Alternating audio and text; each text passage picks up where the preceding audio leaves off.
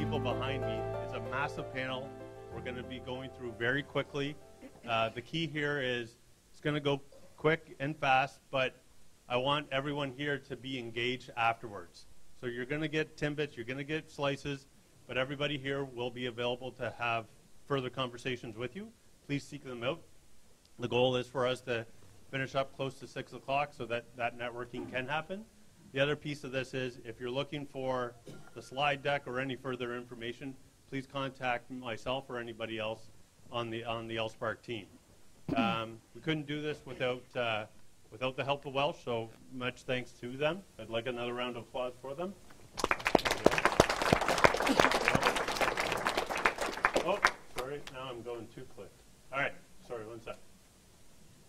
Okay, here we go. And then, yes, please do, if you're looking at your phone, hopefully you're doing something on Twitter, pushing the message. So the big key here is that, obviously, LSpark is about driving companies through revenue and then getting that investment to really double down and grow. But another great way for companies to really try and grow is to leverage the government. And there are plenty of programs, and it's understanding when to engage with those programs and when to know how to talk to them. And just like, and I like to reference it to a sales. How and when you talk to a sales or how you go through that methodology should be similar with your government partner. Is how you're talking to them. The program might be set up a certain way, but that isn't necessarily how it has to be delivered. The question is, have conversations with them, understand the program, and try and let them know as much about your business. And just like an investor where you should be updating them regularly, you should be updating your government partner all the time, because as we'll find out, programs change and new programs come out all the time, and you have to have your pulse on it. And I firmly believe the onus is on the entrepreneur. The programs are there for us to engage with, but that onus is on the entrepreneur to go there and then take advantage. So without ado, we're going to get going. It will be quick. I'll be staying later, and I know everyone else on the panel will be. Please don't hesitate to stop any one of us. And I'd ask, because we don't have the projection or audio, please do keep any conversations quiet or take them to a back room. But we'll get going. So, perfect. Terry. Thank you. Hi, I'm Terry Story, the CEO of Snap Clarity. Oh, I can't go back. Snap Clarity. So we are a digital mental health platform that we can provide mental health services anytime, anywhere. Okay, moving really fast. Okay, there we go. Our story. So I'm going to do this really, really quickly, because if not, we can go into a very long time of how we did this. So I've been in the mental health space for 15 years as an entrepreneur, and we knew that there was a lot of barriers to receiving good quality care. So part of the evolution of Snap Clarity was that we believed that if we could speed up the triage process, because the problem is that only 12% of Canadians are walking around with any sort of symptoms or knowing what's wrong or an actionable treatment plan. So we felt if we could actually improve that process and make 100% of people that had mental health, that required mental health services knowing what's going on in a treatment plan, we can improve the front end of it. So we were trying to change a process. So within my bricks and mortar, we validated an MVP of Snap Clarity, and we also used this, what we called our mental health assessment. So we have a mental health assessment that's based on 13 psychological disorders. People have to fill that out, and then they're matched. So that was the basis of our MVP and our validation, right? And once we concluded that everything was fabulous, and that we're able to see 1,000 patients, protect certain skills, and that everyone received an actionable treatment plan within 24 hours, we then created the evolution of Snap Clarity and created this mobile app. And if you look, just to show you guys that goes with our story, is this picture is exactly of how the system is now. And I'm sure most people, when they look at it, how it works and how people receive services is kind of difficult. We have doctor referrals, we have different silos, it's very fragmented, and people can wait 1.5 years for any services.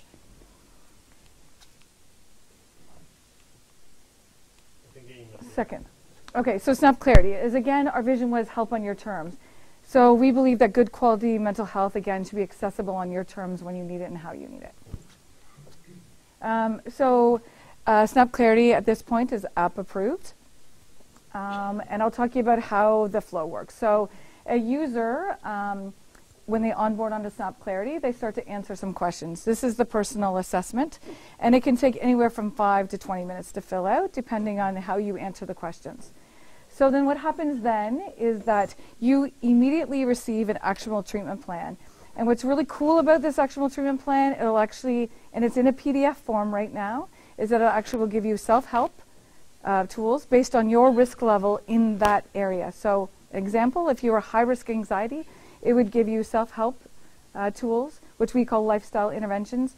2, it would give you psychosocial options, which means therapy, what you should be doing. And number 3, it will give you pharmacology options, first-line drugs that are used for that. And we did that on purpose because 80% of doctors treat mental health, and we know that $3.5 billion is spent on antidepressants. So we want to have it where doctors have good information if they're going to treat you for mental health. So that was kind of my little sneaky in there to like help with doctors with shared services. So step 3, based on that assessment, we now can match you to a therapist based on the experience you need. And you can chat with your therapist either through video or text. And a couple really cool things about that is that we know what works because we're in the field and we know it. So we actually put text messaging with video therapy, so you can have unlimited throughout the month. But what's also really cool is that most times if you book into therapy, it's a 60-minute session. So you end up purchasing 60 minutes. However, you can use 10 minutes a day, 10 minutes 3 times a day, or 3 times a week. So we've kind of disrupted that market a little bit of how that's delivered and how the outcomes improve when we deliver it differently. Our company, so some of our points of pride is right now is that we're BC IP pre-qualified, which took a very, very long time. We have an RBC pilot partnership. We have a Microsoft partnership with some of our AI capabilities and some of the 5 streams we're working on right now.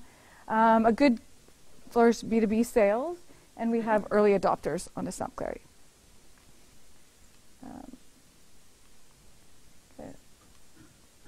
So part of my vision with Snap Clarity and my teams as we've evolved this was that we really wanted to, we believe that employers are in the best position right now in Canada to help us deliver mental health because 75% of Canadians have good benefits.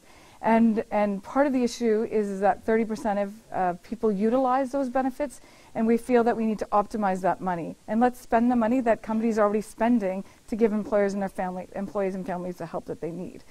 So part of that was, within that our goal was to be able then to provide CEOs or companies the information to go back to their insurance companies to be able to give them the mental health benefits they need, because we all know that mental health is a $51 billion problem in Canada, and that companies, it's a high priority cost, and CEOs and HR just do not have the tools to kind of manage it right now. So we say it's simple, just give them good quality mental health, and then look at the KPIs to see what kind of benefits you should be providing, and then making your insurance company accountable to that, because it is such a high priority cost. So our call to action today, and I know we have people here sitting to kind of help us, is any employers or CEOs in the room that want to book a meeting with myself and my team back there around a consult around offering this to your employees, please seek us out. That is the best support that you can give Snap Clarity in this room and to your employees. So I'm done. Okay, thanks. All right. So one of the keys for all these programs, and one of the reasons we teamed up with Welsh, is you need to have good hygiene. Hygiene, whether it's on the legal side or on the financial side. And it's going to come down, and we'll hear it all again, and probably you won't see it, but you'll see it if you look at the applications. All these organizations will want to know that you're in good standing and that you're clean. And part of that is about having the right partners. And one of the key things is what we talk about is SHRED in other programs, but really the key is having a good partner. And so we'll start with Brian from Welsh. Well, thank you. Oh, you're going to have to come and sit beside me. I'm going to sit beside you, yeah. And here's your clip. Oh, is it already up there? Oh, it's already up there, so I'm clicked through. Oh, you're I'm going good. to do the clicker? Yeah. I only have one slide. There you go. That's all I could at this time of year. And he told me to be brief. So I'm an accountant, and I use numbers, and brief means very short and tight. So we have the pleasure of working with Terry and Jeff, her partner in the back. And we probably have more, we have more conversation with Jeff because Jeff's got a financial orientation. So as Pat indicated, our focus is working with entrepreneurs, and we're numbers people. We've got Melissa in the room. Is Melissa here? And Dan. And so every day we see, and all we do is work with entrepreneurs. We wake up in the morning and we're working with entrepreneurs. That's all we do every day. And so we see the numbers constantly. And so I know a lot of the panels will talk about sources of funding, so government-approved funding. When we look at our clients, we look at it from two lenses. Every one of our clients is paying tax at some level, whether personally or at the corporate level. In the corporate level, they're paying income tax, maybe not early because they're investing in the business or losing money, but they're subject to indirect tax, commodity tax. That's just in Canada. Most of our clients, because we focus on, my team, we focus on high growth, innovative companies. Most of them are doing business outside of Canada. And then there's another regime of tax, both income and indirect tax.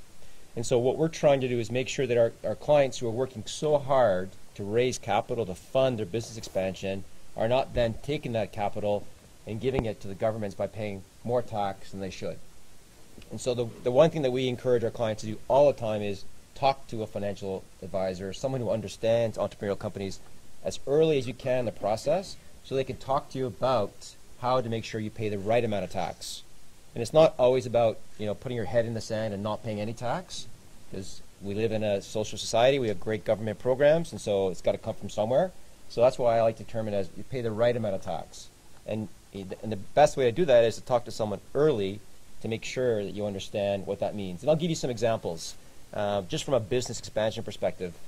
Several years ago, crowdfunding was the thing. Everyone wanted to crowdfund their product. And so they'd go out, they crowdfund it to get a bunch of money, but no one thought about very few thought about what the tax consequences are. So if they were to sell a widget or a t-shirt as part of the crowdfunding, that's a taxable transaction. Unfortunately, if they didn't think about it, they got the money and then they had to pay tax and they didn't end up with as much money as they wanted to. It's likely taxable from an income perspective, so they had to pay income tax on that. But they didn't think that through.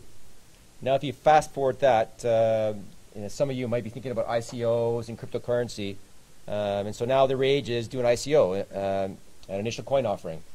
Well, probably if you're an entrepreneur, you're not thinking about what the tax consequences are. So if you're not talking to the right advisor, you're going to raise a bunch of capital, and then you're going to realize, I should have charged HST on those participants who bought tokens that are Canadian, or GST. It's taxable. Actually, I have to pay income tax on those funds that I've realized. So that's where the first part of this is just you need to understand the tax consequences of doing business in Canada and and wherever you are doing business. And then from an entrepreneur perspective, it's really about making sure, and Jeff and I are talking about this, is really making sure that you as entrepreneurs have structured your interest in the company properly, because you're all building a business to make money, and hopefully there's going to be a monetization event there, either through the payment of dividends, salary, or an exit where you sell the business. And we want to make sure you've thought about that today, so when that exit event happens, you don't inadvertently pay more tax than you should have had you thought about that consequence early in the process. And so again, entrepreneurs often think about tax as a later stage issue and complexity that comes later stage in the business. But if you don't think about it today, a lot of those things that you'd want to have in place are hard to put in place. And as an example, if you're an entrepreneur and you're looking to raise capital, you're going to bring in outside shareholders and investors. It makes it more difficult then to make some of these planning decisions because you have other people that ultimately will have to approve any change you make. And then just on the incentives, most of you will be very aware of SHRED, the Scientific Research and Experimental Development. It's driven out of our tax system. And so if you're doing innovation, it's something you should look at. And then one of the pitfalls or common mistakes that we see in clients is they come to us after they've spent the money and after they've done the innovation, and then we try to back into the rules. And so what we encourage everybody to do is it doesn't cost you anything to pick up the phone and call us and have an initial discussion about what the nature of your innovation is at the front end of the process, so we can figure out how you design it to fit into the rules, because it's a tax act, it's rules bound, so it's got to fit within the rules. And if it doesn't fit within the rules, then you won't be eligible, and you've lost. The federal refund is 35%. In Ontario, it's 8%. So, there's a bit of a grind on the Ontario side when you get it. So, net, you get about a 40% cash refund if you meet the eligibility criteria, and if the spending is, is spending that meets the criteria. There's an Ontario digital media tax credit as well. It's a tax-driven incentive for digital media. We don't see it as often in the city. It's harder to get. Time to money is longer. But it's something that you should think about if you're doing any sort of educational digital media. Not the case for Snap Clarity, but something to think about. Terry, do you want to say anything about working with Welsh or how they've helped out? Oh, it's been fabulous. Yeah, it really helps us. Good. Yep. All right. Thank you, Brian. Thank you. So, yeah, and I think, coming back to it, and we'll talk about it with Daniel, with IRAP, is I hear a lot of times, well, why am I going to go for IRAP? It's just going to grind my shred. Really, it really comes down to understanding how to maximize all the programs together, because it is an art.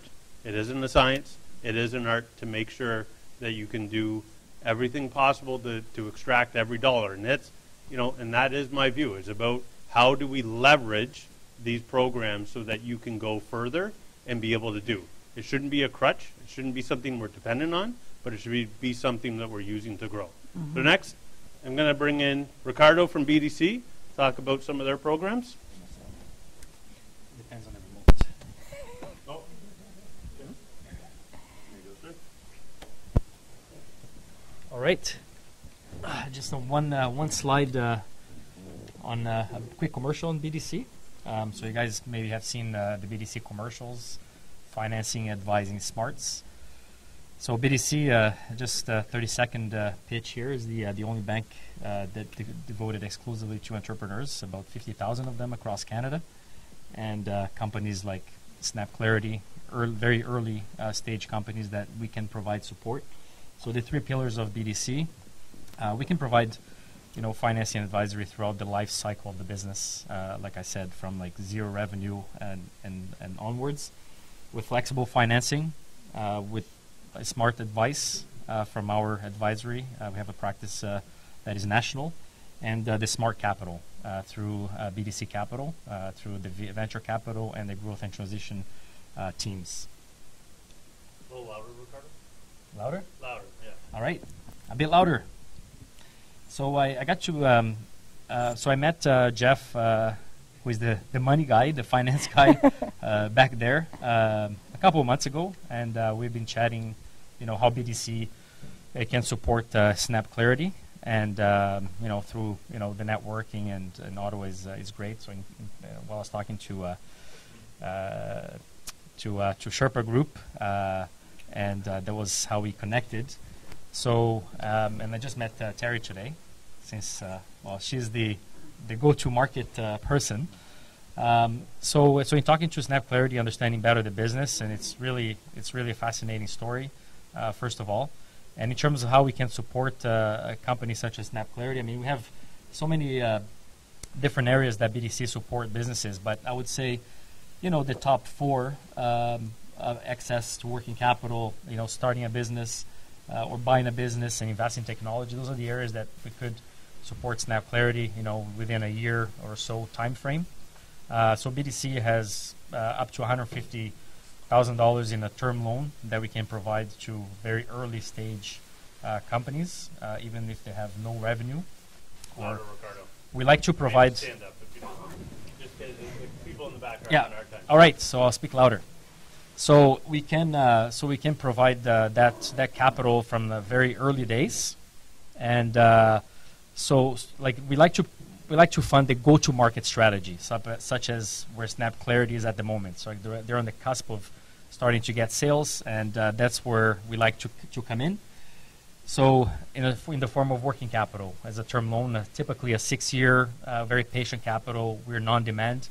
So that's kind of the structure that we have. And then from there on, as the company starts to grow and have more and more sales, we like to keep growing with the company, and all the way to a Series A venture capital, for example, another company that was just announced yesterday through LSpark here. Upchain just got financed or just got funding $7.5 million through BDC Capital as well.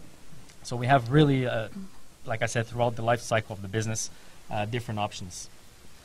More specifically, on our technology financing team that is fairly new at BDC, so we have different programs for, again, Snap Clarity, a SaaS company, so we can provide very flexible cash flow repayments, to fund the growth of the company, and based on their cash flow cycle, we can look very carefully at that, and provide up to $750K in financing, very patient financing, if they have about $50K or plus in monthly recurring revenue. So, and like I said, non-demand patient, and we can postpone the principal for 12 to 24 months, so that the company can keep the cash in the business before they start paying us the principal. That's kind of what I wanted to highlight in a nutshell. So my ad is, yes, BDC is working with us very closely and coming through for us as the startup and the go-to-market strategy. So yes. Excellent. All right. Thanks, Ricardo. Can the people in the back hear? Barely? Okay. I'm gonna ask our presenters maybe stand so we can project a bit more. All right. So, and I think Ricardo hit one of the key points here. BDC is a ginormous organization, and he represents one slice of it. There are many slices of it, and one of the things that a lot of entrepreneurs I talk to come back and say, I talked to BDC and I got to know. And it's, who did you speak to there? You need to understand who you're talking to and understand all the programs. Now, thankfully, Ricardo is a great guy who's well connected into the whole operation. But it's a matter of understand before you go in, do your homework, understand what is on the website, know what division you're talking to, know what programs they're going to be able to offer you, because the VC arm is very different than the arm Ricardo's working with. So it's going back to doing your homework. And the other thing is, I've been beating up BDC for the last 4 years about getting a better product. This is one of the other things I'm going to advocate for all of us with all these organizations is, what are the programs that we need to see?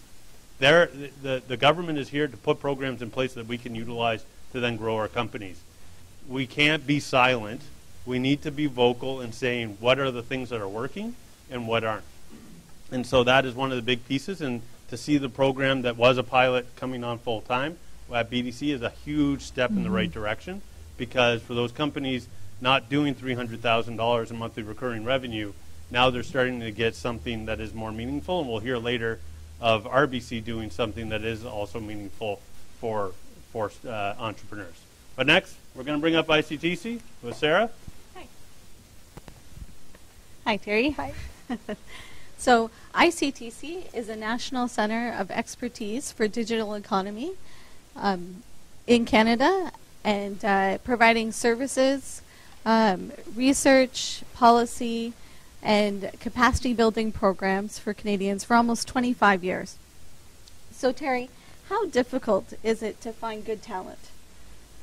Difficult. Difficult, yeah. So, Well, no, I shouldn't say, because you know what? I have a team of rock stars back there. Sure, and they were like, good. I'm not sure moving forward, but right now I have rock stars around me every day. That's great. That's great. But I'm sure you'd love to have more rock Yes, stars. absolutely. Yes. So this is where our programs can help. We have 3 different programs. Oh, thanks. There we go. So Go Talent is essentially provides a job matching service, linking employers with internationally educated technology professionals who are in their final stages of immigration to Canada. And just to give you an idea of their intake, in a month, their minimum amount of new candidates is at least 100. So it's a large amount of professionals coming through Go Talent. Career Connect offers 50% of a wage subsidy for hiring a recent graduate who is 30 or under into a technology position. And Marina is here with me. So if you have questions about Career Connect, Marina can answer everything about Career Connect. She pretty much manages the entire program alone. So Will Digital is the team that I'm on. We can offer either 50 or 70% of wage subsidies for emerging technologies. So what that means is either your company is in an emerging technology field, or the position that you're hiring for is integrating an emerging technology into it. So it's placements for students coming from science, technology, engineering, math, and business programs. Yeah,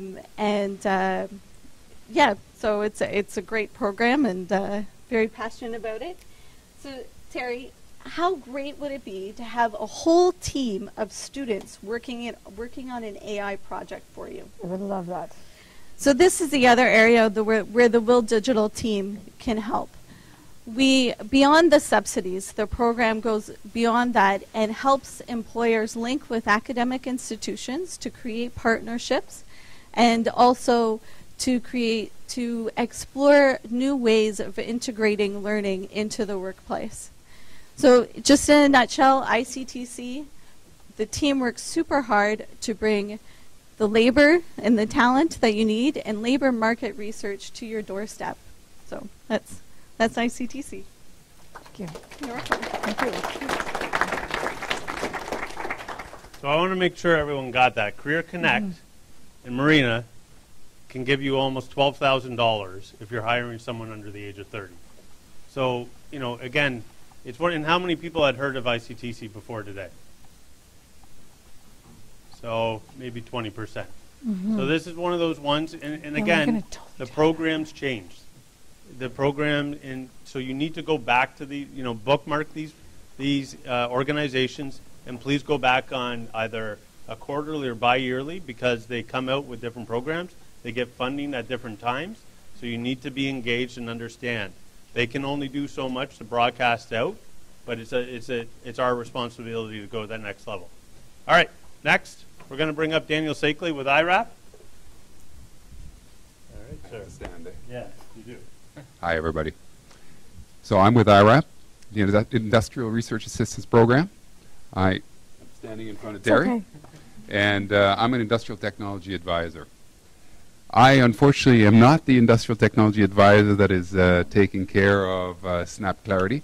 Unfortunately, my colleague is working in Toronto this week, because we work as a team. I'll talk about it a little bit more, but we've got 255 or so ITAs across the country, and we work as teams to help our SMEs. Great, thanks. So I've only got a few short minutes, but to work with IRAP, we're looking basically for innovative firms that are using R&D to commercialize a product or service globally. And the types of firms that we work with are CCPC firms, so Canadian-controlled private corporations. And those firms have to be 500 people or less. And as I said before, they have to be innovative. So I know that my colleague has worked with Snap Clarity on a number of things in terms of advisory services, which is one of the things that we do. I know when we say IRAP, we think dollar signs, we think non-repayable contributions, which is absolutely true. That's only one of the things that we do. One of the other stuff that we do is around advisory services, whether it be on the business side or on the technology side. And we also do a lot of linkages. I have a large portfolio. My colleagues here in Ottawa and across the country have large portfolios. We meet probably about 8,500 firms a year as a whole. Out of those, we fund probably a little over 3,000 on a yearly basis, but we know a lot of firms. And so we put a lot of firms together, and that's part of the linkages that we do. Actually, in fact, I did that this week with a couple of firms in Ottawa that are about 3 blocks away from each other, but didn't know they existed. So bring them over for a coffee and they have a good conversation. So we do a lot of linkages, and we do a lot of linkages as well with particular expertise that you may be looking for. So we have a number of programs. We're not really going to have time to go through them, but as a whole, we have programs that look at R&D type projects. And those could be anywhere from roughly 20,000 up to $1 million over a span of 3 years. Again, non-repayable contributions, which means it's non-dilutive to the firm. Best kind of cash you can get. Of course, you'll have to work with your ITA and put a project in place that makes sense and something that's going to be commercialized.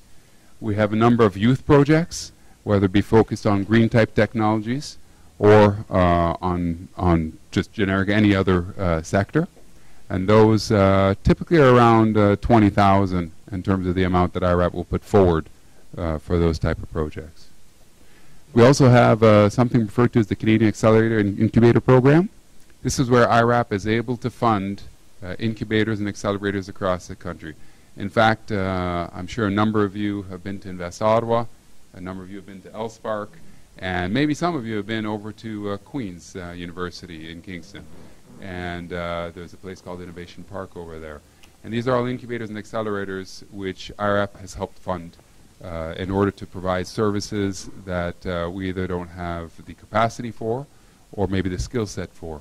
And I'm sure you've benefited from them. So I know that SNAP Clarity has certainly benefited for a lot of services that Invest Ottawa has to offer, including the incubation space that they physically reside in as well. We also have the concierge service, which is a service that understands all of the different municipal, provincial, and federal type of programs across the country.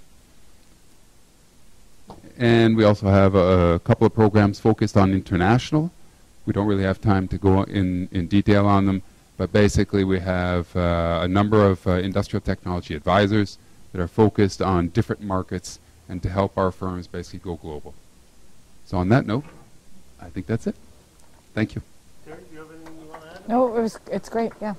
Here, Daniel, I'll take that. I just want to say IRAP has been one of the premier programs our government offers. Keep in mind, it is competitive. It's very similar to an angel investment or investment. As Daniel said, they are seeing a ton of companies, and you need to stand out. So it's about being competitive, and again, updating. What are those wins that you're getting? Who is that next client? What purchase order did you get? Did you land some investment? That communication back to your ITA or your IRAP rep is critical, because you need to build that story. Same as you were doing with your sales, as I said, to your investor. You should be doing that with your ITA. And that relationship, because as Daniel said, the linkages, the other programs, the connections, because they span the whole country, is critical to understand. But I think one of the biggest problems we have is when we assume that the investment or the money should be given to us.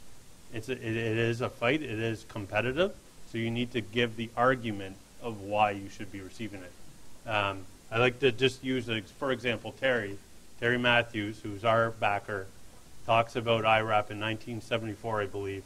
He put in $250,000, and IRAP put in $250,000 for him to drive Mitel, that became a $1 billion company.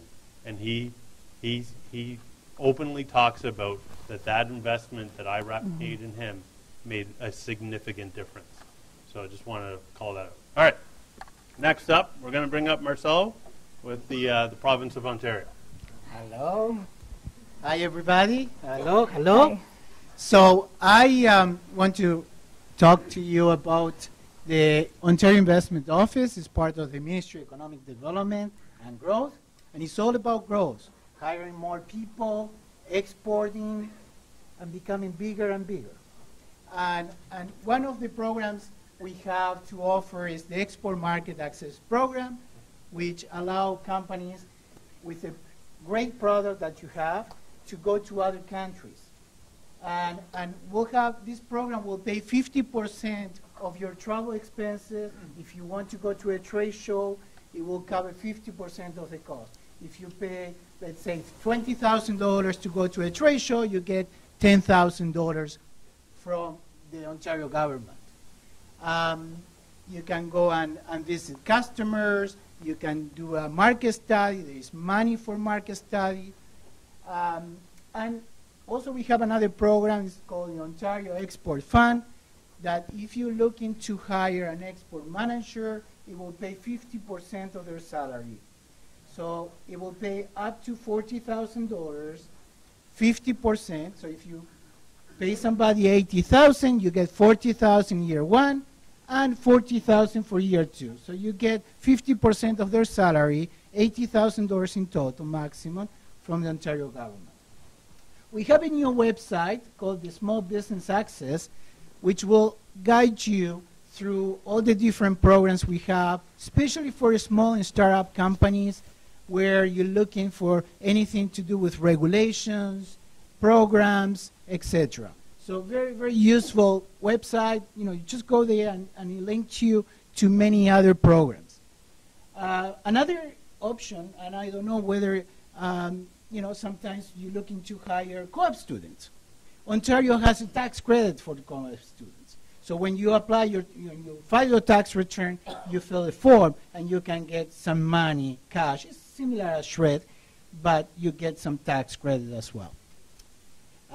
It sounds like very exciting, right? Very exciting. And the other thing I want to mention to you is we have a group in our government. It's part of the Ministry of International Trade, and will help companies to go overseas at a very, very low cost. For example, right now, our ministry is in Barcelona, in the wireless show in Barcelona, which is a very famous show. And we take companies, some 15, 20 companies from all around Ontario, and instead of paying $20,000 to have a booth, they can be part of the Ontario Pavilion, paying maybe $2,000, $3,000. So if you have any questions, please don't hesitate to contact us. We are in Ottawa. We cover all of Ontario. We're here to help grow the business for all Ontarians, for a better living for everybody.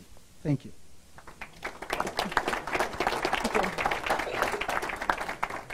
Have you been able to engage with No, that's Marcelo really yet? incredible. I will be getting your card afterwards, All right. for sure. And I want to call out one of the amazing things, and the people on the panel go above and beyond. And Marcelo is one of these individuals. He talked about the export market access, and we have a company here, Taldeo, that's been able to get it a couple times. What he has done with respect to that application is review it before it goes for submission. That is one of the key things. Mm-hmm. As you know, there's always going to be an application process. Talk to the representative of the organization so you make sure you understand you're answering the questions properly and you fill it out the best way possible. And what I've seen with Marcelo always offering, please send it to him before you send it on. And I would say it goes without saying across this board, they're there to make you successful. Please utilize them. All right, next up, we're going to... Can I ask yeah. So what is the time frame you need? So if you're going to do a trade show in the U.S., what is that time frame to approve that application? The application is usually at least 30 days. You have to send it. Nice. Good to know. Thank you. All right, perfect. All right, next up, we're going to bring up Odana. Did I say it correctly? Yes, that's All correct. right, perfect. For FedDev. Thank you. So I'm with FedDev Ontario, and many of you are probably asking who we are. So FedDev is one of the 6 regional development agencies. We cover Southern Ontario. Our headquarters are in Waterloo, and I'm probably hiding Terry there. But we basically promote and support the growth of the innovation ecosystem in Southern Ontario. We promote commercialization of products, market access, as well as community economic development and diversification. So this is sort of our commercial slide that tells you generally what we do. We invest in projects, we deliver national programs, and we do other stuff like champion policy and that kind of stuff. But what I wanted to talk to you about is probably 4 areas of programs and services that might be of interest to Terry or to other people here. And the first one is Canada Business Ontario. So anyone who wants to start a business, who wants to grow a business, who wants to trade or get into diversify their market, Canada Business Ontario is a great place to start. It's basically a call center. So you call in, one-stop shopping. and you will be in contact with an advisor who can answer any questions or help direct you to the right websites or the right government programs. So basically what we try to do is provide information on all government programs, federal and provincial. So you don't have to talk to my colleague at MEDG. You can actually just call one number and they will direct you and give you information on the Small Business Access Initiative, which he spoke about earlier. Similarly, we have a MOU with the Ministry of International Trade. So if you're interested on export service programs available through the province, they can answer those questions as well. They'll provide some initial market research for you. They'll give you information on recruiting, how to do a business plan, sort of general, broad information. So that's the first one, the CBO. The second area I would mention is that we have provided a lot of support to incubators and accelerators, which many of you are probably already linked with. So for example, Mars, which you know about, Bayview Yards, the makerspace, we funded as well. And one that might be of particular interest to Terry is Fierce Founders at Communitech. So we've gave them about $800,000 to fund 20 firms, woman-led firms, that are very high potential. And through the Fierce Founders, they give them seed funding, as well as mentoring and some training on site. So that's one that I think is particularly has been an interesting model for us that we are looking at. Apart from incubators and accelerators, we also have provided funding to angel networks. So for example, you probably are aware of the one in Ottawa, the Capital Angel Network. We've supported them, and they in turn, oh, there you go. You're from, okay. Or one thing also maybe to clarify, when you say Southern Ontario, you're meaning anything that's not like above North or below North Bay, right? So Southern Ontario, I find for people from Ottawa, that's Waterloo, No. past Toronto. Yeah, it Southern includes Ontario counts Ottawa. includes Ottawa as well. Sorry, Yes. I should have clarified that. Yeah. For the north, there is FedNor, Yeah. so we cover Ottawa South, up to Windsor, all the way down there. So they're very active here.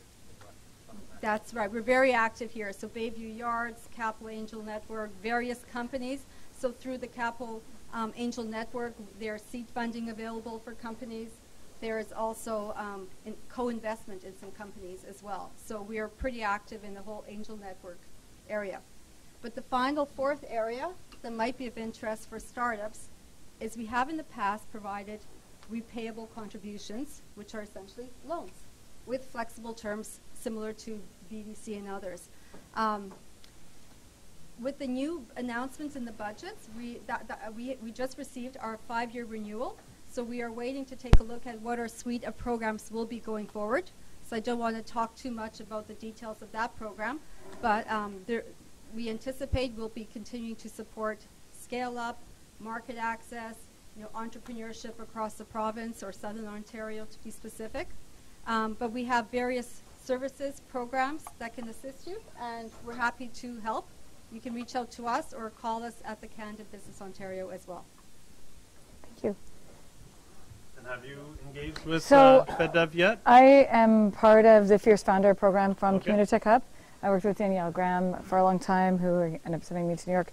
So that is good news, because part of our meeting at Invest Ottawa with Mike Tremblay kind of leading that home is that we are going to be creating a Fierce Founders program under the Communitech model, tweaking it a little bit, the acceleration program. So maybe we can reach out around helping us with that program with Bayview Yards. Yeah. Excellent. All right. All right, next up, we're going to bring up Karen Lavoie from ITO or Youth Service Bureau. All right. One and the same. So first of all, Terry and yourself here, how many in your company right now? Is there 8 to 10 of us? Yeah. 8 to 10. Yes. How many of you in the room have companies less than 10 or 20 people? Most, right? And I knew that answer before I asked the question, obviously. So how realistic is it for you to hire an HR department, an HR person? Not happening. Not very realistic at all, right? Because HR is a total cost of doing business. So one thing that we do at YSB and ITO, we're funded under Employment Ontario. And we're designed, right in our guidelines, it says we are designed as an extension of your HR department. So we can help you write your job postings, post your job postings, have recruiting events, screen people for you, and with that, even give you some money to help offset the cost of hire and or training. So we have a lot of different programs. Next slide, please. We have a lot of different programs, and I don't want to stand here and talk a lot about acronyms, because those of you in the tech and business sector have a lot of acronyms in your head to start with. But just right now, you might hear some of these acronyms with the recent budget, current budget, upcoming budget, and like Pat says, that programs change. That's our job, to keep up with the different programs, the guidelines, and how to deliver it. But like you said, the programs can be, flexible too, depending on your needs at that time in your business. But talking to us when you're ready, then we can prepare you for that time frame. So just some of the programs. Number one, Youth Services Bureau is a misnomer to some people. It's about youth and their family. How many of you have kids under 29? Okay, so you have known them and maybe some of their children who, if they get a taste of having a job and making some money, sometimes they don't go back to school. They don't continue school. Now, academia is not for everybody, okay, because sometimes that's the conversation we may have in the career coaching. Maybe this is the better choice for you right now, but let's look at what you want in the future. Where do you see yourself 5 years, 10 years? Our career coaches are very experienced in helping people make the right decision for their career at that time. At the same time, our other client is you, the employer. You need to have the right decision at the right time as to who to bring on, when to bring them on, how much it's going to cost you. The more heads up we have of the skill sets that you will require now, this month, next quarter, keep us informed as to the skills you want. As we see people come in through our services, we can highlight some resumes to you. Say, here's 5 resumes of clients you were talking about getting some new salespeople, some new digital marketing people. And we will put some money behind it if they are eligible and the employer is eligible. So number one, the eligibility from the employer is really easy. Are you legally operating business in Ontario? And do you have the proper insurances to protect any damages, protection of intellectual property, and if somebody gets hurt at work? That's it. That's pretty simple. For the candidate, age only tells us what program we're going to help fund under. And we'll advise you as to the program depending on the time. Whether it's a co-op student, a summer student, a graduate, a mature worker. So we deal with all of it. So just some of the acronyms very quickly. Youth Job Connect. People hear of YJC. Okay, there's a lot of money in that program. You're hiring a youth under the age of 29, and we'll advise you as to the eligibility on each and individual one. Youth Job Connect Summer. Pretty self-explanatory. Under the age of 29, summer students. Youth Job Link. Very short program, couple weeks, giving some work experience, because sometimes we have to just give our youth just the opportunity of what it's like to work. Give them a couple weeks. We'll give you some money towards it. And the reason the money is really important is because for your intellectual property or for your business intellectual property, sometimes once you get to know your insurances, which I'm sure you'll love learning about insurances, I'd more about insurance than I ever wanted to know. But if they're not on payroll and they steal intellectual property, customer lists, all that kind of stuff, which has happened in the past, right? You have no recourse. So having them on payroll, your intellectual property insurance covers all of that. And so we offset that cost. Canada Ontario Job Grant. How many of you have heard of COJG, or Canada Ontario Job Grant? Okay. Does technology change? New technology comes out all the time, right? You want to upskill, you want to retrain your current staff or a new hire. That's expensive. It's probably one of the last things you want to really spend money on. So with up to $10,000 per person, budget allocations we check every time. That's his job. This is David Lamarche. Put your hand up. He checks the money. If there's money available, we can... 15, depending on the circumstance, right? So we can reimburse up to 2/3 of that cost. All of a sudden, or 100% if it's a new hire, up to 2/3 if it's a current staff, which is really important for you to know, because if you want to stay competitive in a field that uses technology, then staying upskilled and learning the newest is really important. Mm-hmm. The EYTI, we're actually just learning about that. This is brand new. It's more about job retention. So if a client is registered with us, whether we find them or you find them and get them registered with us, the day you hire them, here's $1,000. 3 months later, you call me, say, hey, they're still with me. Okay, here's another $1,000. Thank you very much. Call me when you hire somebody else. So there's incentives, there's job placements, there's job trials, there's 2 weeks, 3 weeks, 4 months. All you need to know is, next slide. If you're hiring, next one. If you're hiring or training, call us. And we'll advise you as to what is in place at that time. So I'm sure as Snap Clarity is going to grow, you're going to call me. We have a lot of computer-based training as well in our offices, up to 2,000 industry-recognized certification training courses for free. The only cost, you have to meet David or I. Excellent. Thank you, Karen. And, That's really good. have you been able to work with Youth Service Bureau Not yet, but we will be. We will Yeah. be. Excellent. And again, oftentimes I send Karen an email in the morning, and she's here to visit with the company in the afternoon. An exceptional, hardworking lady that is driving companies and making a difference in our community. All right. And we helped Elspeth. And yes, we did help Elspeth, definitely. Next up, we're going to bring up Melchar from Mitacs. So, Terry, we're going to give you a lot of money. Everybody's going to give you money. Everybody. All that you have So to we do should is just just go back get up and in the morning and go to work. drink the beer back there? I'm going to sit down because I'm going to be screaming. I don't want to block anybody. But Mitacs is, who doesn't know about Mitacs? Raise your hand. A lot of people. Okay. So Mitacs is a funding organization, and we specialize in bringing Canadian graduate students with Canadian companies to create more Canadian innovation and create more jobs.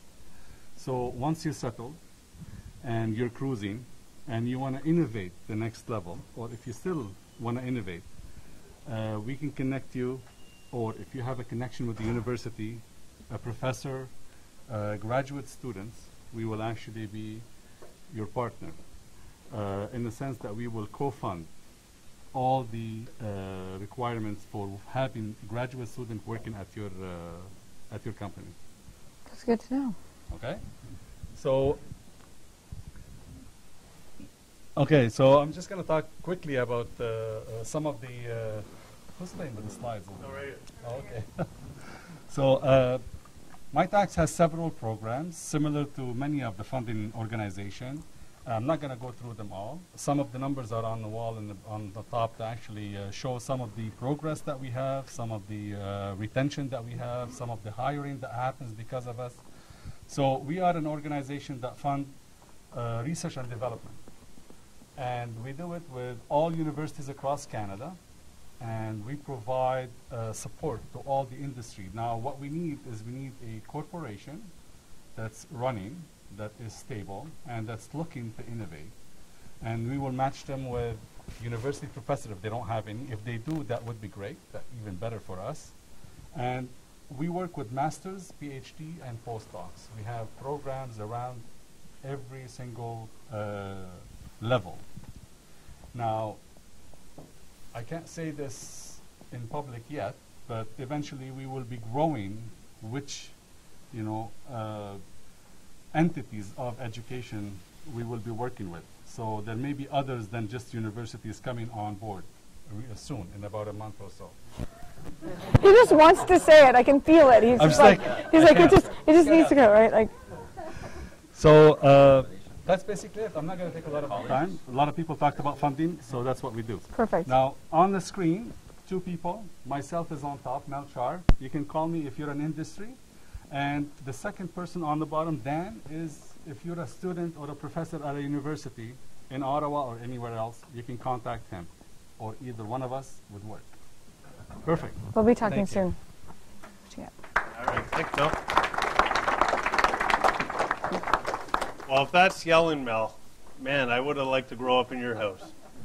Anyway. You should see my kids. Yeah, exactly.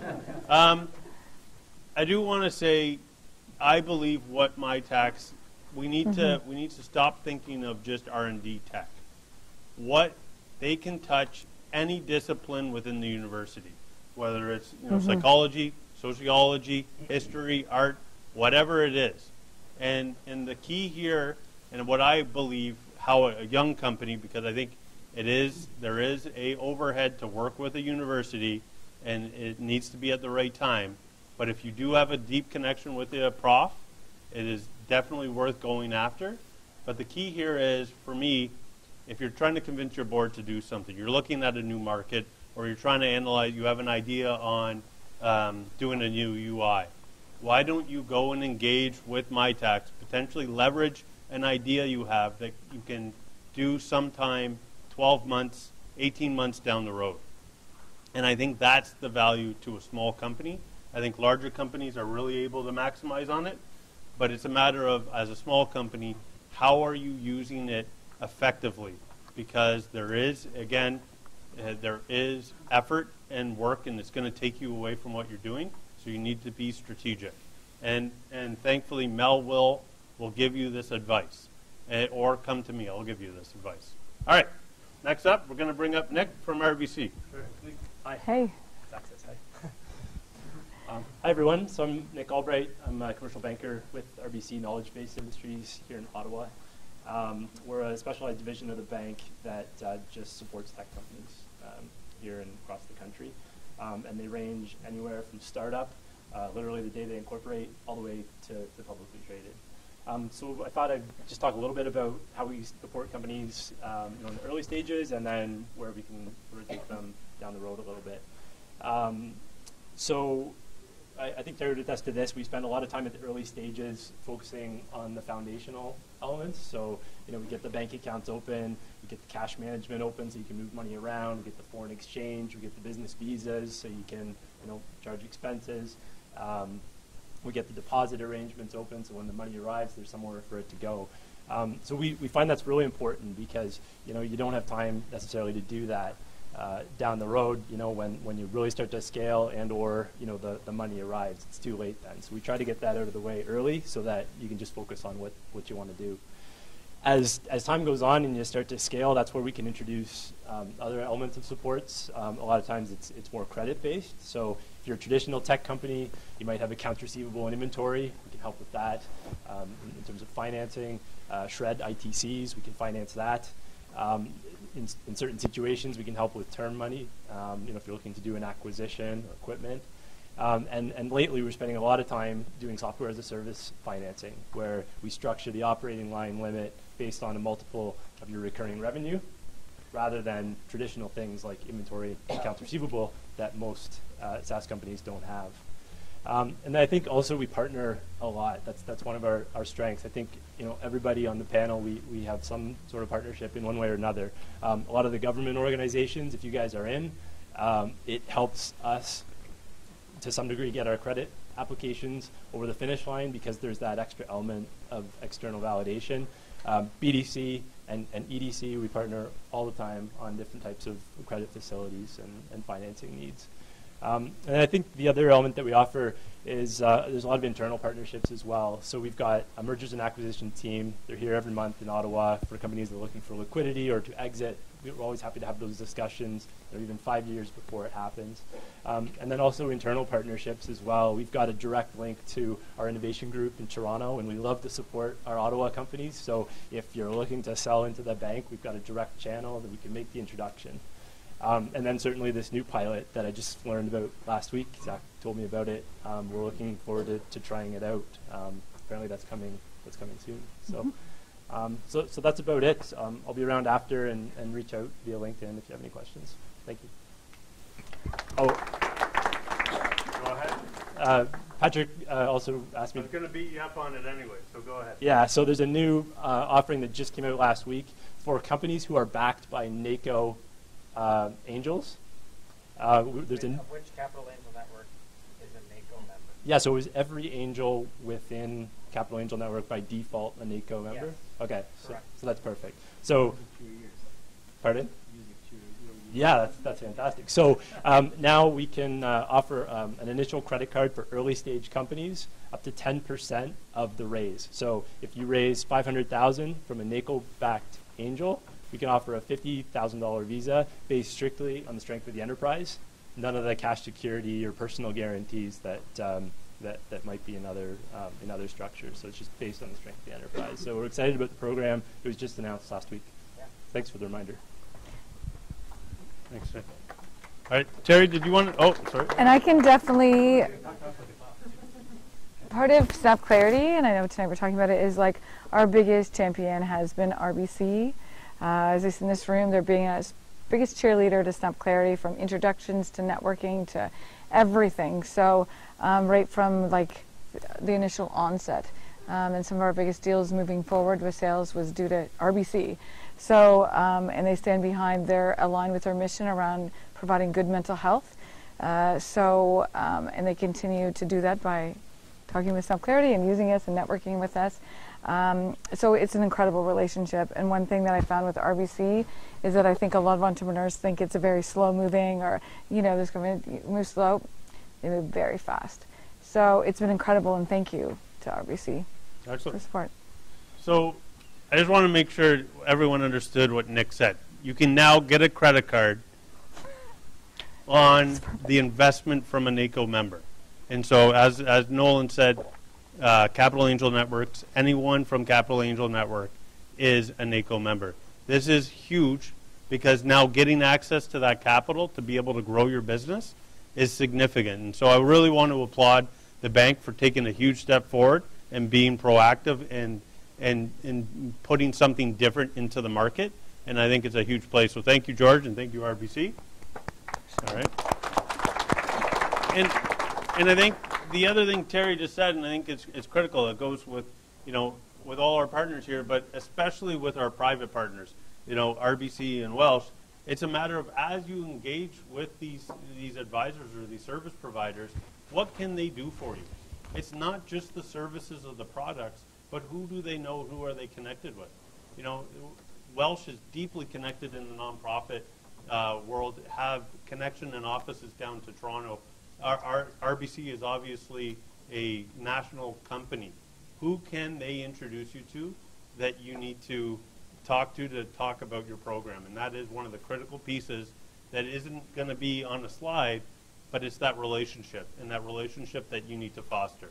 All right, now talking about relationship, we're going to bring up PETA, which really talks about relationships around the globe, from the Trade Commissioner Service. Hi, everyone. Are we still awake? Can I get a wave for everyone who's still awake? How are we doing for time? So I'm Petya with the Trade Commissioner Service. We are the people you talk to when you're ready to get serious about growing globally. So you've heard a couple different people talk about exporting. I'm going to position where we fit. If you want to talk money, well, EDC has the financing. We have some grants, so do Ontario. You can get grants in a bunch of places. Where we excel is our global network. We have 160 offices abroad. We are all over the world. And at those offices, we have people who are out building their networks, gathering information about the market, so that when you come knocking on our door, we can provide you with market intelligence, advice on how to enter a market, because, oh man, have you heard about the privacy regulation in the EU? We have. We can tell you that. It's okay. And then can very valuably provide warm introductions to potential partners, to clients, to investors. So I'm going to talk a little bit about Snap Clarity, because they came through one of our sort of enhanced service programs. One of my colleagues who's in New York ran a program called Women in Tech in March 2017, and this was a 2-day mini acceleration program linked to a larger trade accelerator program that we run. Through this program, companies came down to New York, and for 2 days, they got workshops on how do you brand and pitch in New York, because a VC in New York wants to hear something very different from an angel in Ottawa. They got to do meetings with mentors, and they got lots of time to meet with investors, to meet with partners, to do roundtables, and then there's a pitch night at the end. Snap Clarity was invited to come down because we looked at them and said, hey, they are high potential. We want to accelerate their global network, and that is a big chunk of what we do. That brings me back around to, I think Pat's been talking about this all along, what do we need from you to work successfully with us? Well, we don't charge you any fees, but we need you to be serious. Do your market research, pick your target markets, be smart about where you're going to go, and have the resources to back you up when you get there. And we can talk to you about all the different support programs that can help make that happen. My final tagline for you is that 2/3 of the 2017 Canadian fast tech, so this is the Deloitte list that came out, 2/3 of them work with us. So the fastest growing companies and startups in Canada already know to leverage our network to get them global connections. Maybe think about doing the same thing. You can come and talk to me after.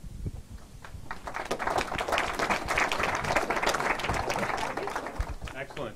And anything you wanted to add to the They're experience? incredible to work with. They sent me up to New York. I still have relationships with VCs that I will continue to grow for Series A. So yeah, it was amazing.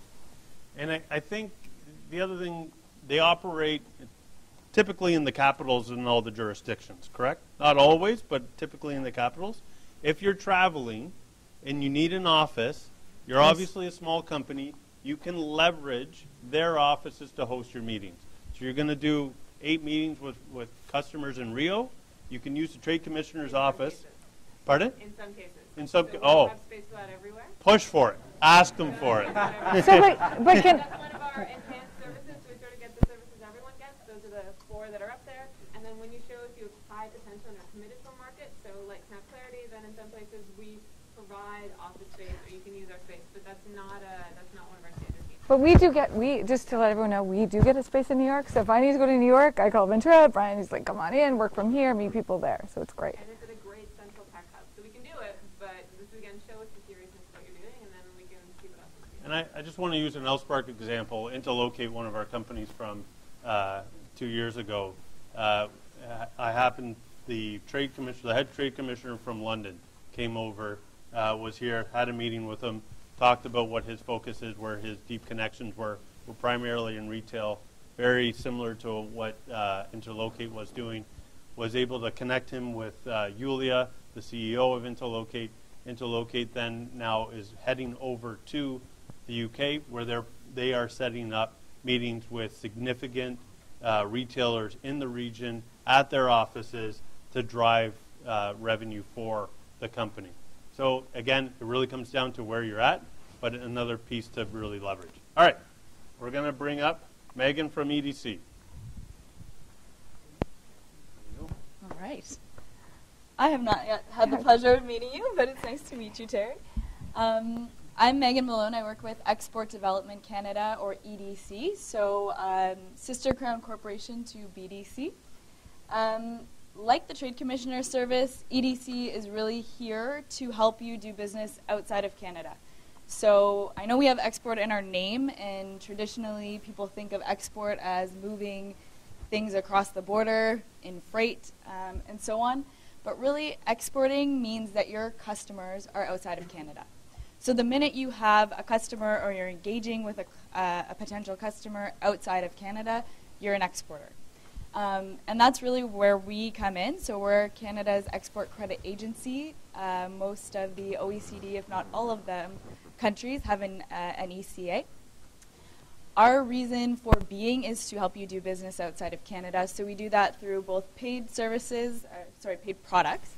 So financing, for example, credit insurance to make sure that you get paid, and bonding, which is a little less common in this industry. We are a bank, so we operate on commercial principles, which means that we do charge interest on our loans, and we do charge premium on our insurance. We also offer an array of other services. So, for example, when you're doing business in another country, learning about how to do business in that country, what's important of doing business there, connecting you with partners like the Trade Commissioner Service. So we actually have a team at EDC called Export Help. You can email exporthelp@edc.ca with any question that you have about doing business outside of Canada. Maybe you have a new opportunity and you want to know what it's like to do business in Brazil, how do you adopt your product to do business in Brazil, so on and so forth. That's what this team is there to help you with. The team that I work at Export Development Canada is called Global Trade. Our purpose is that EDC actually has relationships with large companies around the world. In the traditional ICT space, it's been primarily telecom, so mobile phone carriers, but we have relationships across all industries, so automotive, aerospace, oil and gas, mining, so on and so forth, smart cities. And we leverage these relationships with these international clients to learn what they're looking to buy by ways of goods and services. So, buzzwords right now are cybersecurity, artificial intelligence, IoT, anything that's connected. And they want to meet Canadian companies that are innovative. So we've actually worked with a few LSpark companies and introduced them to some of our international clients. So that's another free service that we offer. all that to say, lots of good content. Also today was launched, I'm not sure if any of you have heard from the Forum for International Trade Training. It's an organization that was grown here in Canada, but EDC and FIT have now partnered to offer you online training and courses as it relates to international trade and to helping your company do business outside of Canada. So for example, if you have a business development person in your company, they can leverage this online training and workshops to continue to grow their knowledge and their skills. So I will leave it at that, but all that to say, the minute that you have an opportunity outside of Canada to sell to a customer, think about EDC and feel free to connect with me or anyone at the organization. Thank you. Thank you, Megan.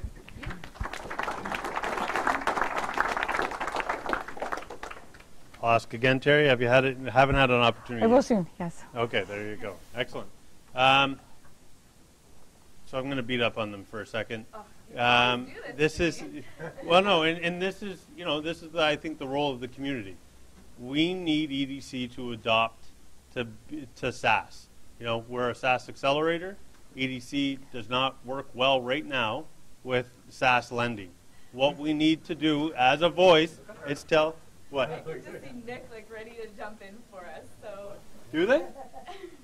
Yeah. So EDC is a fantastic partner on SaaS. Actually, yeah. There you go. See, I'm going to learn something. So we're pushing the envelope on some of the SaaS structures that we have in place. Okay. And one of the ways we can do it, if there's certain components that are missing, is we can take a 50% guarantee from Export Development Canada. They're so receptive. They come across the street to talk to us in Ottawa all the time. Good to hear. Anything with good to. I take it back. That's good to I take it back. There you go. Made some progress. So made some progress. That's good. All right. Next up, Chris from OCE. Hi, everyone. I'm Chris Ritchie. I'm a business development manager with Ontario Centres of Excellence. And for those of you who are not that familiar with OCE, we are a not-for-profit set up by the provincial government back in 1987, and we deliver many of the province's innovation programs. I work at I work at Bayview Yards, and there are about 40 people across the province in the same role of business development manager, and one of my colleagues, Tim Moreland, has joined me tonight. So please come and see us after the event, and we'll be happy to chat more. So I think, Terry, there's 4 ways that we could probably help you or firms like yours. First of all, if you want to develop something that's really cutting edge, you can't find anyone out there in the private sector that knows how to do that. We will look within the Ontario colleges and universities for a researcher who's an expert in that field. And if we find them, we can fund a project. We can pay them essentially to work on your problem. Anywhere between $20,000 and several $100,000 of support for them to work on your solution.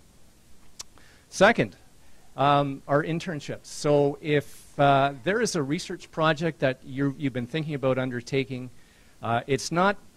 It's kind of short term and it's a little bit risky, and you really don't want to hire someone permanently for that sort of role, then we can support an intern to come in and work on your research project. Could be market research, could be software R&D, whatever. We'll pay that person to come and work at your firm for a short period of time, could be 4 months or 8 months, and try to tackle that research project. It's really low risk for you, and if that person turns out to be a terrific employee, maybe you'll end up hiring them full time. Third, we support development and demonstration projects in particular areas that are sort of hot button technologies at the moment. One is artificial intelligence, another is high-speed networks and 5G wireless. So if you're working on a technology, if your solution is in a space where you need, for example, fast connectivity, or maybe you want to be incorporating artificial intelligence. If you have a potential customer in the province that is willing to write you a letter of support, we can look at supporting a development and demonstration project where we'll fund up to between $50,000 and $100,000 worth of activity within your firm. Finally, the fourth way that we can help is direct investment. So we do invest directly into companies. The first way is through our Smart Start program. That provides early stage startups with a $30,000 grant. You can't have raised a lot of money. You have to have raised less than $250,000. And you do need to be part of either a campus-linked accelerator or be an incubator at a regional innovation center like Invest Ottawa. We are hoping to have more funding for that program in the coming fiscal year, which starts April 1st, so please stay tuned. The second investment that we make is through our market readiness program. And with that, if you can find angel investment out there, we can match it up to $250,000. There are some eligibility criteria. You do need to have worked with OCE before, so have received our funding. And your raise to date from all private sources needs to be less than $1 million. If those sort of things sound interesting to you, Tim and I would be happy to talk with you during the social part of the event. Thanks.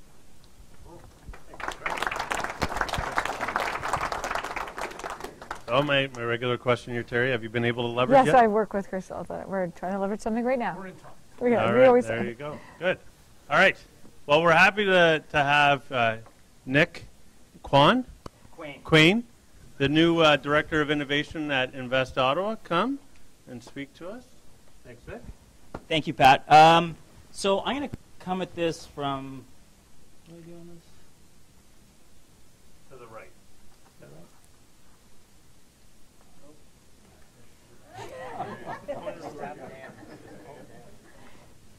Oh, there we go. Okay. So the way I'm going to go through a bit of an overview of all the things Invest Ottawa does, and I'm going to try and do it on one slide, which a lot of people didn't think I could do, but I'm going to try. And I'm going to do it from a business stage sort of continuum. So Snap Clarity, Terry's team, obviously, they're more in the build, sell sort of stage of the life cycle of a company. So I'll start off with some of the people and programs that we have on the left that I'll touch on quickly, just because obviously Terry and her team haven't engaged us at those stages, but to give you an idea of what they are. Along the top are kind of our people resources that we help support companies, and the ones at the bottom that are circular are more programs. So we have, to start, business advisors, so both traditional Main Street kind of business advisors and early technology advisors. So anybody who's looking to start a company can come in and either at a drop-in session or a scheduled one-on-one meet with one of our business advisors to learn about all the different programs that Invest Ottawa has, but also to get some advice on how to get it off the ground. And really for a lot of the first-time entrepreneurs, really, really helpful. And then we have a couple of funding programs that we do.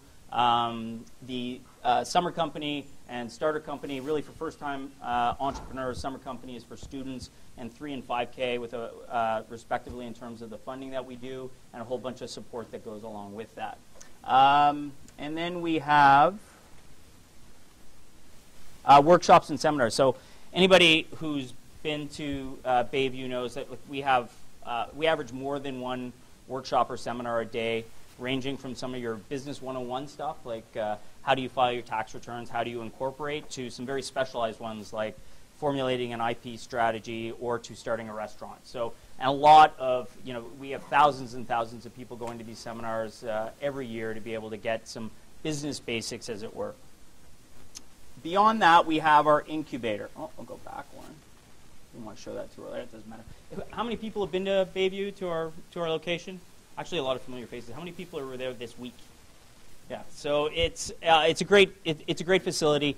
As part of that incubator, we accept certain in the high tech space potential high growth companies that enter in and are actually able to live there and work out of there in either a drop-in capacity or in a full-time capacity. Drop-in is usually the earlier stage companies where they're able to utilize some of the common space, and then a permanent spot for companies that are growing and showing higher potential. For Snap Clarity, I guess you've been there for a month or two or something like that. They're drop-in space up until a couple of weeks ago, actually right behind our desks. They're very noisy people. But no, I'm just kidding. But they now have permanent space, not surprisingly very far away from where my desks are. No, but so and that is we're not a landlord. These are for companies that are part of our program, but there's absolutely a cost associated with it. There's correlation, you know, in terms of how much space you're taking up and how large your team is, and with how much you pay. Basically, the support that we have different types of advisors. We have early stage advisors who are, you know, you're at the ideation stage and you need some help to really get that minimum viable product out, and a different type of needs. And then we have entrepreneurs in residence. So Snap Clarity is certainly advanced beyond the sort of early stage advisor, and they're just in the process of being assigned one of our entrepreneurs in residence. We haven't even figured out who it is. It's almost like an episode of The Bachelor. It feels like it's narrowed down to 2 or 3 that we're that those entrepreneurs don't know yet, but that we're figuring out which ones to assign. But beyond that one mentor who's going to be a prime with them to support them and advise them weekly, monthly, in the months and potentially year ahead, we also have, drumroll, a number of specialists. So beyond the kind of entrepreneur, generalist, business advisor, we have a number of specialists. So for instance, I believe they've already been scheduled to be set up with Brock, who's our SEO specialist, to help optimize their website and look at what search engine optimization, but also search engine marketing that they need to start to do as they go to market.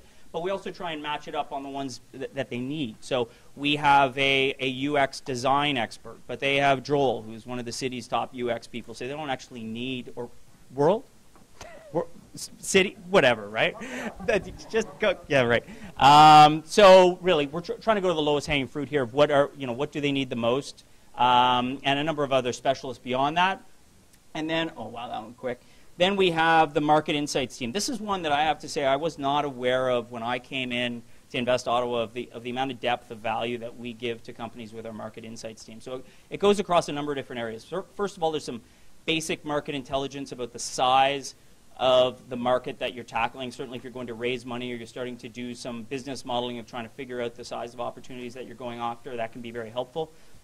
We have PitchBook and Crunchbase, so subscriptions to those models that are really, really powerful. I mean, right now, they're starting to get into discussions with some particular VCs and looking at other VCs. So for the ones that Terry's starting to talk to, we can do a detailed analysis on all the investments that they've done, the size of them, be able to give them some reference clients to be able to reach out to. And then when she sets up an appointment in Boston, potentially even through one of our team members, we can start to do some research through PitchBook. Okay, what are the VCs that have invested at her stage in the healthcare space, and really be able to isolate it down to isolate some, the right types of VCs, so she's not wasting any more time than she has to chasing money. And then beyond that, there's also a number of commercial tools that we use. Some that are analyze your website, especially for some of the e-commerce companies where their web presence is more important. We have subscriptions to a number of really, really powerful tools that can analyze your website and optimize it beyond some of the specialists we have. And then we also have some commercial lead gen tools. For instance, Terry's team hasn't used them yet, but I know that one example, Brad Rollo from Go4, he's got a sort of an Uber for construction app. He just rolled out in Charlotte, and our market insight team was able to give him a distilled list of office managers who are general contractors in Charlotte. And he sent out emails out to those targets, and I think he had like a 2 or 3% bounce back rate. So it was with a ton of leads that came back. So really, really powerful stuff that I certainly didn't realize when I came in, how powerful it can help you just in terms of growing your business in a fundamental way.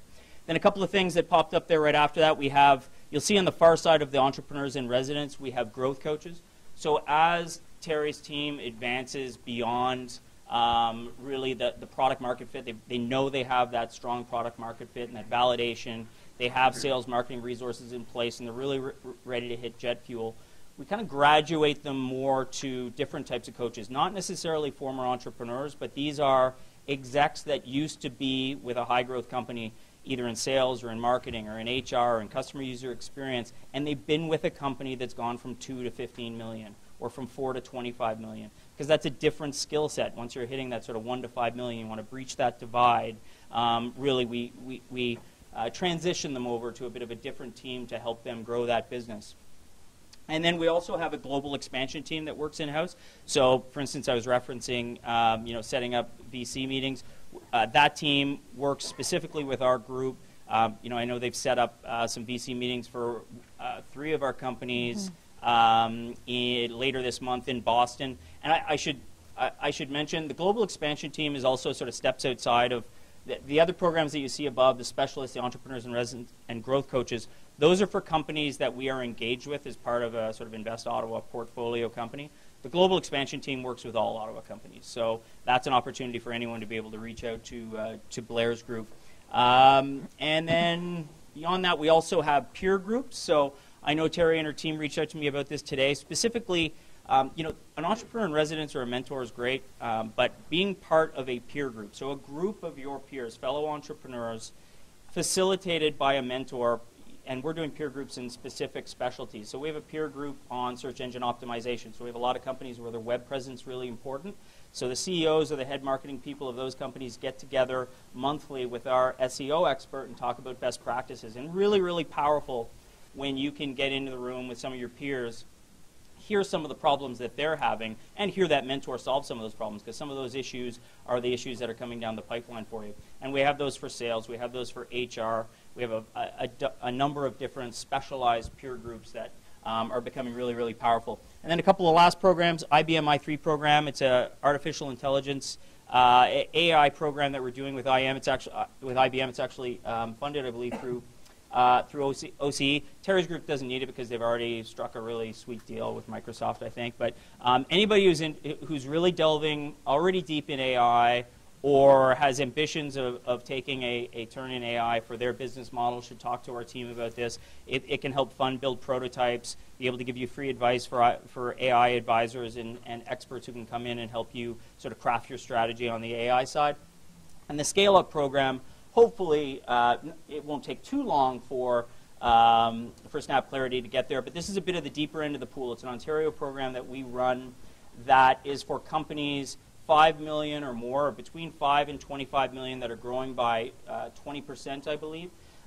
There are vouchers out there that you can go out, and if you demonstrate you have a multi-million-dollar international growth plan, you can get upwards of $1 million to offset the expansion plans that you have, which obviously is really powerful. And as part of that, they also will pay for growth coaches to help give you a little bit extra further firepower. So that's a quick overview. It's probably not everything. It's most of the stuff all in one slide, but if you have any questions, happy to chat with you after. Thank you.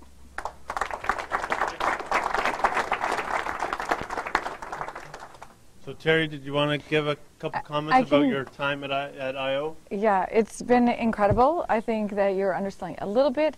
One of the greatest things under that elm is that one of the things Mike Tremblay and his team has set up is that if anybody wants to do business with Invest Ottawa, like on a big business, he actually includes our startups. So, you know, on a bi-weekly, I have meetings that are sales that his team has set up with us. So that's just an incredible stance that the management, you know, CEO has set up within that Invest Ottawa, that if you walk in the building, you deal with us as startups and we have the product. Sure. They have to work with us within that product to make that sale. It's incredible, right? Excellent, excellent. And welcome aboard, Nick.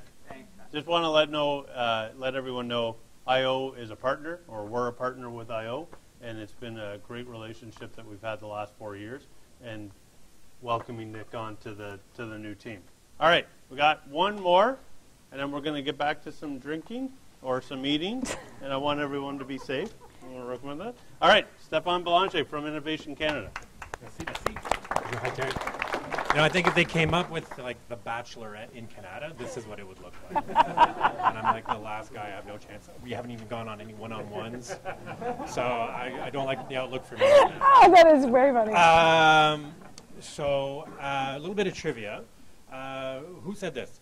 Ask not what your country could do for you, but rather what you can do for your country.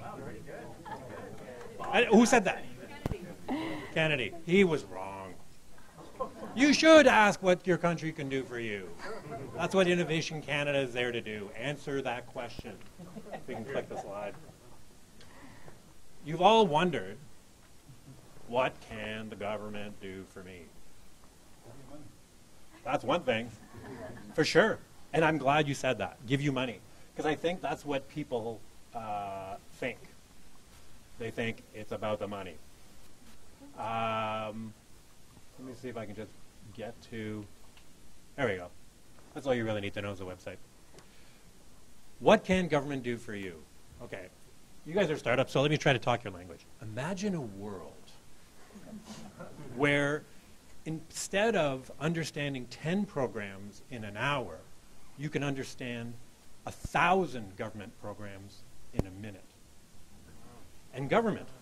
Imagine in a world where you could reach 1 million Canadian companies and find the ones that you really need that match what you're trying to do. You've imagined Innovation Canada. That's what we do. We're an eHarmony for business and government. Okay, we're trying to help you find value from government. So you've learned about 10 today, and you think there's money. There's way more. We talked about tax credits, but there's more than that. There's wage subsidies. You've heard about some of the wide-ranging value that government has to offer. There's so much more. We talked about the creation of Mitel. Lazaridis talked about reaching out to IRAP as well, and how he went from making a smart pager to a smartphone. There's all kinds of intangibles, like standards, setting standards. What if your company can be the next PDF? What if you can set that standard? There's all kinds of value that can come out of government. But understanding it, trying to figure it all out, takes a lot of time. So right now, in less than a minute, you can go to innovation.canada.ca. You can learn more about a lot of the programs that you found today, a lot of the services. It's our MVP. I'm not here to say it is a solution to all your problems, but hopefully it'll save you time, because that's why we're here. We're here to save you time. So on that note, I will end right there. Thank you very much. And I think one of the key things that Stefan just said is that it isn't an MVP, or that it is an MVP, and please, they are open for feedback.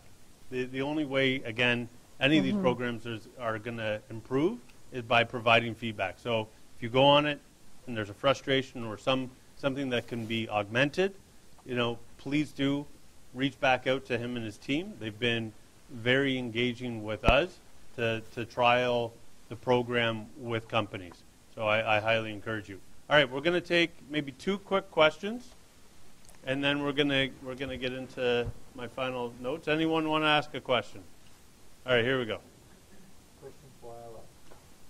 Speak up, please, so everyone can hear. Okay, I will try to speak loud. Last year, the Treasury Board was conducting a research and trying to streamline the different government programs. I know that IRAP was on the list. I'm glad to see that IRAP is still reconducted somehow.